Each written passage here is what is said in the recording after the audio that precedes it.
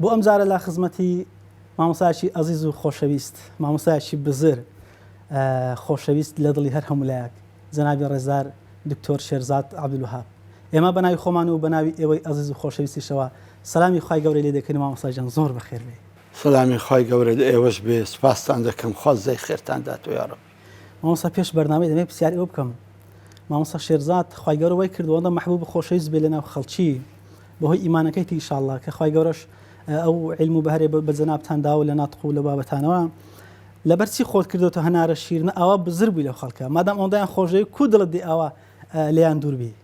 والله حەقی خۆتە و حەقی خەڵکیشە ئینشاءالله بە دیار دەکەوی ئینشاءالله. یعنی وعدمان پێ دێ ئینشاءالله. کەواتەمە لێرەوە دەکەین ئینشاءالله ئەو بەرنامە بە چەند ئەڵقەیەک بڕۆ ئەوە بە ئاسانی وازی لێ لە خزمەتداین لەبەرەوەی باسەکەش حەساسە مامۆستا. ئینشاءالله. پێماوی مامۆستا زۆر بە زۆرین دەتوانانی حەقی ئەو باسە بدا ئینشاءالله ئێوەش تا دواساتی بەرنامە دیدەر بینەرمان بن بۆی زیاتر ئاشنا بن و شارەزا بن لە سیرەتی پێغەمبەر صلی الله علیه وسلم لەو بارەی کە ئێمە دەمانەوێت باس بکەین. مامۆستا جان سەرەتا من مادام باسەکەمان بڕقولە دەمێ پێشنجاتی پێغەمبەر صلی الله علیه وسلم بۆ دەبێ قودوە و چاساغ و پێشنگ بێ بۆی ئێمە لە خێزانەکانی خۆمانە چاوی لێ بکەین.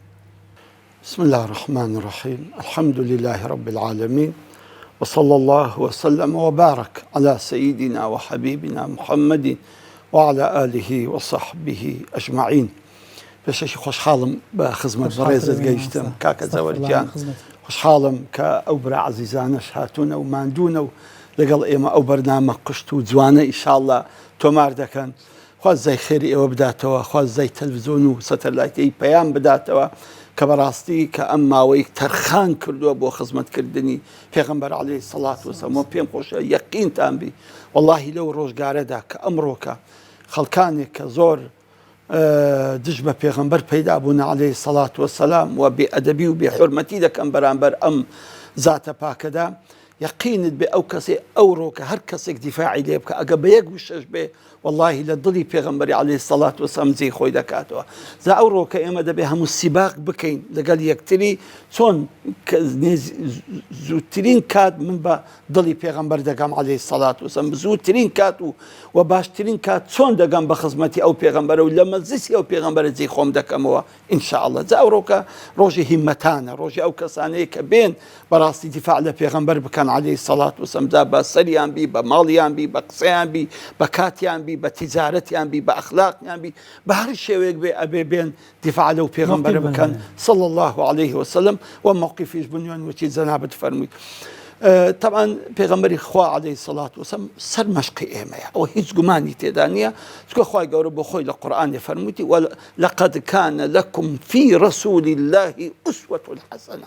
بەڕاستی لە بۆ ئێوە هەیە قودوە و پێشەنگێک کە پێشەنگێکی جوان، پێشەنگێکی زۆر گەورە و عەزیم لە بۆ ئێوە هەیە کە ئەو کەسانی کە دەیانەوێت پێشەنگیان هەبێ وەکو پێغەمبەر عەلەیهی سەڵات وسەلام.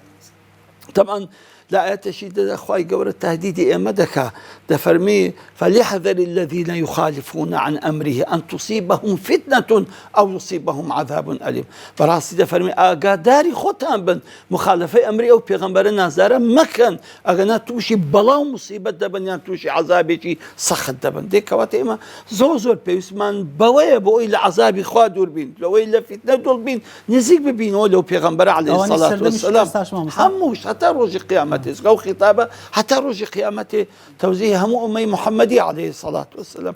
ديك وقت براسي بيسمان نزيك من لبيغمبري سونكا سباز دكم هوكاري أو يكبو بيغمبري خو عليه الصلاة والسلام دكين الشر مشق مان سونكا يقله هوكارا كان فلاح وفوز نصر سركوتني دنيا وقيامة ما بيو بس رايتوا تسند لو بيغمبر نزيك بي عليه الصلاة والسلام تسند هستان ودانشتن وكو أوزات باكبه تو أون ده سرفرازي دنيا وقيامة بدز ديني هم لدنيا بختور دبي هم لقيامتش بختور دبي.